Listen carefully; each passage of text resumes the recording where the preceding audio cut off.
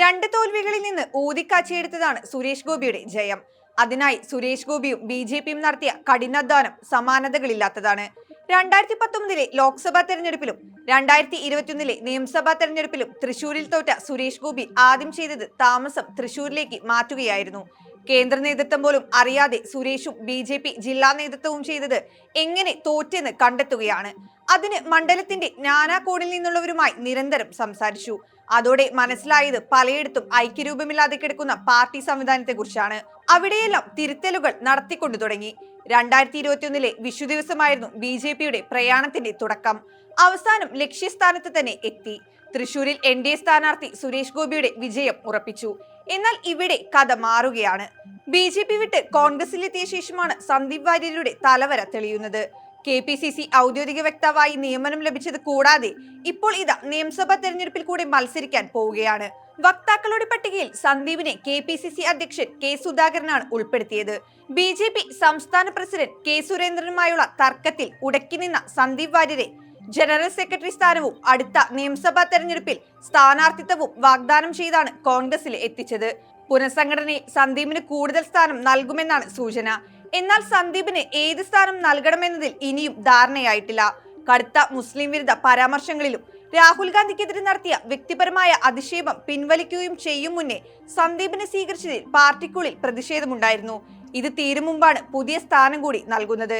അതേസമയം കാര്യാലയം നിർമ്മിക്കാൻ തറവാട് വകഭൂമി RSSന് തന്നെ വിട്ടു നൽകുമെന്ന സന്ദീപ് വാര്യരുടെ പ്രസ്താവന നേരത്തെ വിവാദമായിരുന്നു. ബി.ജെ.പി വിട്ട് കോൺഗ്രസിൽ ചേർന്നെങ്കിലും നേരത്തെ RSSന് നൽകിയ വാക്ക് മാറ്റാൻ സന്ദീപ് തയ്യാറല്ല. വളരെ മുമ്പ് നൽകിയ വാഗ്ദാനമാണെങ്കിലും വർഷങ്ങൾ കഴിഞ്ഞിട്ടും ആ ഭൂമിയിൽ കാര്യാലയം നിർമ്മിക്കാൻ RSSന് ഇതുവരെ ആയിട്ടില്ല. നിയമസഭാ തെരഞ്ഞെടുപ്പിൽ തൃശൂർ തിരിച്ചെടുക്കാൻ സന്ദീപ് വാര്യറിനെ ഇറക്കാൻ കച്ചകെട്ടി ഇറങ്ങുകയാണ് കോൺഗ്രസ്. മത്സരിക്കുകയാണെങ്കിൽ അത് ബി.ജെ.പിക്ക് കരുത്തുള്ള മണ്ഡലത്തിൽ തന്നെ വേണമെന്നാണ് സന്ദീപിന് നൽകിയിട്ടുള്ള സൂചന. പച്ചക്കൊടി ലഭിച്ചാൽ സന്ദീപ് വൈകാതെ ശക്തന്റെ മണ്ണിലേക്ക് പ്രവർത്തനം മാറ്റും. മുള്ളിനെ മുള്ളുകൊണ്ടെടുക്കുകയെന്ന വിദ്യയാണ് തൃശൂരിൽ കോൺഗ്രസ് പയറ്റാൻ ആലോചിക്കുന്നത്. ബി.ജെ.പിയുടെ A ക്ലാസ് മണ്ഡലത്തിൽ തന്നെ സന്ദീപിനെ ഇറക്കണമെന്ന ആലോചനയാണ് തൃശൂരിൽ സ്റ്റോപ്പിട്ടത്. ഒറ്റപ്പാലവും തൃത്താലയുമൊക്കെ പരിഗണനയിലിരിക്കെ ബി.ജെ.പി ഉള്ളിടത്ത് തന്നെ മത്സരിക്കണമെന്ന് സന്ദീപും നേതൃത്വത്തോട് വ്യക്തമാക്കിയതായാണ് വിവരം. CPIയുടെ സിറ്റിംഗ് സീറ്റാണ് തൃശൂർ നിയമസഭാ മണ്ഡലമെങ്കിലും ലോക്സഭാ തെരഞ്ഞെടുപ്പിലെ ഫലം ഇടതുപക്ഷത്തിന് ഒട്ടും അനുകൂലമല്ല. തൃശൂർ നിയമസഭയിൽ സുരേഷ് ഗോപിയാണ് ഒന്നാമതെത്തിയത്. K മുരളീധരൻ രണ്ടാമതെത്തിയപ്പോൾ ഇടത് സ്ഥാനാർത്ഥി VS സുനിൽകുമാറിന് മൂന്നാമതെത്താനേ കഴിഞ്ഞുള്ളൂ. സുരേഷ് ഗോപിയും മുരളിയും തമ്മിലുള്ള വ്യത്യാസം 14,000 വോട്ടുകളായിരുന്നു. മുരളിക്ക് ക്രൈസ്തവ വിഭാഗങ്ങളുടെ നല്ല ശതമാനം വോട്ട് ലഭിച്ചെന്ന് വിലയിരുത്തുന്ന കോൺഗ്രസ് സന്ദീപിനെ ഇറക്കിയാൽ ബി.ജെ.പിക്ക് ലഭിച്ച ഭൂരിപക്ഷ വോട്ടിൽ വിള്ളൽ വീഴ്ത്താമെന്നാണ് വിശ്വസിക്കുന്നത്. നേതൃത്വത്തിന്റെ അനൌദ്യോഗികമായ പച്ചക്കൊടി ലഭിച്ചാലുടൻ സന്ദീപ് തൃശൂരിലേക്ക് തട്ടകം മാറ്റും.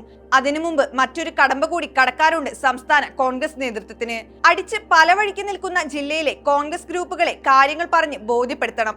സന്ദീപ് തൃശൂർ എടുക്കുമോ ഇല്ലയോ എന്നാണ് ഇനി അറിയാനുള്ളത്.